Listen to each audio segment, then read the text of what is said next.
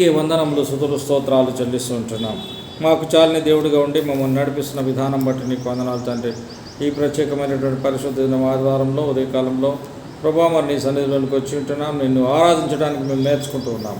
అయ్యా నీకు వందనాలు. నిన్ను ఆరాధించడానికి నాయన మేము నేర్చుకోవడానికి మాకు ఇచ్చిన ఈ యొక్క మంచి సమయాన్ని బట్టి నీకు వందనాలు తెలియజేస్తూ, నిన్ను ఆరాధించినప్పుడు ప్రభా నీ నుంచి అనేకమైనటువంటి మంచి సమాధానములు మాకు ఉపయుక్తములైనటువంటివి మీ నుండి వస్తూ ఉంటున్నాయి. అలాగున్న తండ్రి ఈ ఆరాధనను మీరు స్వీకరించి రాగల నాయన మెయిన్ మెసేజ్లో ప్రభా మీ యొక్క అధికమైన మేళ్లతో మమ్మల్ని ఉత్తేజింపజేసి సంతోషింపజేసి మీరు మయం పొందమని ఈ ఆరాధన కార్యక్రమం అంతట్లో మీరు ఉండమని యేసుక్రీస్తు నామములో ప్రార్థిస్తున్నాం తండ్రి. ఆమేన్ ఆమేన్. దేవునికి స్తోత్రం. మీ అందరికీ వందనాలు తెలియజేస్తుంటున్నాను. ఈ ప్రత్యేకమైనటువంటి శుభ సందర్భంలో మరి ఈ 139వ కీర్తన మనం ధ్యానంలోకి తీసుకుంటూ ఉన్నాం. ప్రియమైనటువంటి దేవుని బిడ్డలారా, ఈ 139వ కీర్తన దావీదు కీర్తన, ప్రధాన గాయకునికి దావీదు కీర్తన అని రాయబడి ఉంటున్నది. మనం ఈ కీర్తనల గ్రంథంలో ఎక్కువగా మనం స్తుతిని గురించి ఆలోచిస్తూ ఉంటున్నాం, దేవుణ్ణి ఆరాధించే విధానం గురించి ఆలోచిస్తూ ఉంటున్నాం. కానీ మనం ఎంతవరకు నేర్చుకుంటున్నాం అనేది కూడా చాలా ముఖ్యమైనటువంటి విషయం. చాలా మటుకు చాలా సంఘాలలో మరి స్తుతి ఆరాధన గురించి పాటలు పాడటమే ఉంటుంది, కానీ ధ్యానించడం అనేది చాలా తక్కువ ఉంటుంది. మనం ధ్యానిస్తూ ఉంటున్నాం, ప్రైజ్ అండ్ వర్షిప్లో పాటలు పాడుతున్నాం అంతే. కానీ మనము వాక్యం మెడిటేట్ చేస్తున్నాం, ధ్యానం చేస్తూ ఉంటున్నాం మనం ఖచ్చితంగా. కనుక ఈ ధ్యాన సమయంలో మనం ఇక్కడ వాక్య భాగాన్ని గమనించినట్టు కనుకైతే దేవునికి దావీదు గారు మనం అన్ని కీర్తనలో ఎక్కువగా ధ్యానిస్తూ ఉంటున్నాం ఏంటిదంటే ఆయన స్తుతి చెల్లిస్తూ ఉంటున్నాడు. దేవుడు చేసే పనులని కొనియాడుతూ ఉంటున్నాడు, దేవుని గురించి కొనియాడుతూ ఉంటున్నాడు. అలాగనే యెహోవా నీవు నన్ను పరిశోధించి తెలుసుకొని ఉన్నావు. ఆయన మనల్ని తెలుసుకొని ఉన్నాడు. చాలామంది అనుకుంటారు మనకి దేవునికి మనం ఏం తెలుసులే అనుకుంటాం, కానీ ఆయన మొత్తం మనని పరిశోధన వేరు, తెలుసుకోవడం వేరు. తెలుసుకోవడం అంటే మామూలుగా తెలుసుకోవడం, కానీ పరిశోధన అంటే రీసెర్చ్. మనం ఎట్లాంటి వాళ్ళం, ఏడున్నాం, పుట్టినాం, ఏం చేసినాం, మనం పుట్టు పూర్వతరాలు ఏంటి అనేది మొత్తం ఆయన పరిశోధించి తెలుసుకుంటున్నాడు. చాలామందికి అవగాహన లేదు. ఏంటంటే దేవుడు, కొందరికైతే దేవుడు ఉన్నాడో లేడో అంటారు, కొందరికి దేవుడు ఉన్నా కానీ కూడా అన్నీ ఏం తెలుసులే, అన్నీ చూస్తున్నాడు అనుకుంటారు. కానీ అన్నీ చూస్తాడు, అన్నీ పరిశోధన చేస్తాడు ఆయన. అయితే మరి మనం ప్రతిసారి కూడా వాక్యాన్ని ధ్యానం చేస్తున్నాము అంటే ధ్యానం చేస్తుంటున్నాం, కానీ మనం నేర్చుకుంటున్నామా అనేది ముఖ్యమైనటువంటి విషయం. దేవునికి కావాల్సింది గుంపులు అవసరం లేదు. ఎక్కడ 2-3 కూడి ఉంటే వారి మధ్యలో ఉంటాను అన్నాడు ఆయన. ఆ 2-3 తెలుసుకుంటే ఆయనకు చాలా పరలోకంలో దేవదూతలు ఎదుట చాలా సంతోషం అంటాడు. అది విషయం. కనుక ఆయన ఏమంటాడు, పరిశోధించి తెలుసుకునేటటువంటి దేవుడు. దేవునికి దాచిపెట్టి మనం ఏం చేయలేం, అది గ్రహించాలి ఫస్ట్. మనుషుల దగ్గర కోపం, మనుషుల దగ్గర తాపం, మనుషులను ఏమో అంటాం, వాళ్ళు మనల్ని ఏమో అంటారు, మర్చిపోతారు. కానీ దేవుడి దగ్గర మాత్రం చాలా జాగ్రత్తగా ఉండాలి. మనం ఏం చేసినామో అన్నీ ఆయనకు తెలుసు. నేను కూర్చుంటుట లేచుట నీకు తెలుసు. మనం కూర్చుండేది తెలుసు, మనం లేచేది తెలుసు, మనం పడుకునేది తెలుసు, మనం ఆలోచించేది తెలుసు, మనం ఏం చూస్తున్నామో తెలుసు, ఏం వింటున్నామో తెలుసు, ఏం మాట్లాడుతున్నామో తెలుసు, అన్నీ ఆయనకు తెలుసు.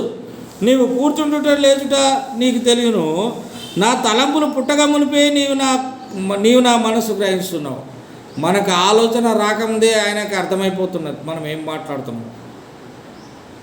మనకు ఆలోచన రాకముందే మనకు ఆలోచన ఇచ్చేవాడు ఆయన్నే, కనుక ఆయనకి ఈజీగా అర్థమైపోతూ ఉంటున్నది. ప్రేమైనటువంటి దేవుని బిడ్డలారా, కనుక ఇక్కడ వాక్య భాగంలో ఏమంటాడంటే, నా నడకను నా పడకను నీవు పరిశోధించున్నావు.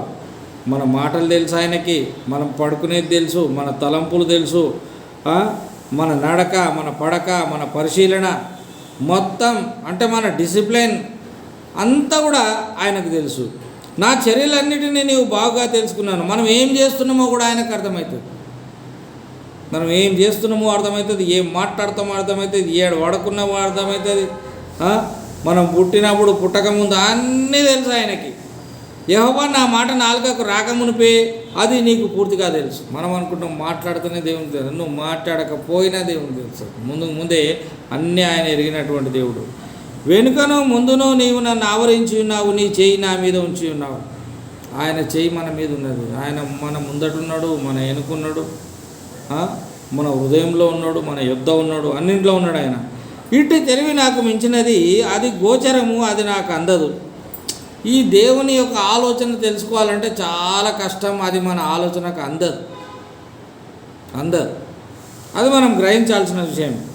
నీ ఆత్మ యుద్ధ నుండి నేను ఎక్కడికి పోదును, నీ సన్నిధి నుండి నేను ఎక్కడికి పోదును, నేను ఆకాశంలోకి ఎక్కినన్నీ ఉన్నావు, నీ పాతాళమునకు పోయినన్నీ ఉన్నావు, నేను వేకువ రెక్కలు కట్టుకొని సముద్ర దిగంతములలో నివసించినను, అక్కడ నీ చేయి నన్ను నడిపించును, నీ కుడి చేయి నన్ను పట్టుకొనును. మనం ఎక్కడ పోయినా ఏం చేసినా ఆయనకు సమస్తం తెలుసు కనుక, అంధకారమును నన్ను మరుగు చేయుచున్నావు, నాకు కలుగు వెలుగు రాత్రి వలె ఉండును అని నేను అనుకునే ఎడల చీకటి అయినను చీకటి కాకపోను. ప్రియమైనటువంటి దేవుని బిడ్డలారా, దేవుని సంగమా, ఇక్కడ వాక్య భాగంలో ఆయన నీతో నాతో మాట్లాడుతున్నది ఏంటంటే, నువ్వేం చేసినా నాకు తెలుసు అంటున్నాడు ఆయన. ఆయనను తప్పించుకొని మనం ఎక్కడికి పోలేము, ఆయన లేకుండా మనం ఏం చేయలేము. భూమి మీద ఉన్న పాతాళంలోకి పోయినా, ఆకాశంకు పోయినా, ఎక్కడ పోయినా ఆయన అంటాడు, ఆయన మనతోటి ఉంటాడు. కనుక అది మనం గ్రహించాలి. కనుక ఆయన గొప్ప దేవుడు మనతోటి ఉండడమే ఏంటిదంటే మనకు సహాయం చేస్తున్నాడు. ఆయన ప్రతిసారి సహాయం చేస్తూ ఉంటున్నాడు. కనుక అది మనం గ్రహించినటువంటి వారం కనుక అయితే మనం ఆయనను ఆరాధిస్తాం. మన గ్రహింపులో అది లేకపోతే మనము ఆయనను ఆరాధించలేము. కనుక మన గ్రహింపులో ఆయన ఉండాలి. మనం ఎక్కడున్నా అక్కడ ఆయన ఉంటాడు, మన తోడు ఉంటాడు. కనుక దేవుడు లేడు అని మనం అనుకోకుండా, మన పక్కనే దేవుడు ఉన్నాడు, మనలో దేవుడు ఉన్నాడు అని మనం గ్రహించి ఆయనను ఆరాధించే వారంగా ఉండి ఆయనను ఆరాధిస్తే మనకు ఎల్లప్పుడూ మేళ్ళు జరుగుతాయి, కీడేం జరగదు, మేలులు మన వెంబడి ఉంటాయి. అలాగూ దేవుడు మనకు సహాయం చేసి నడిపించును గాక. ఆమేన్.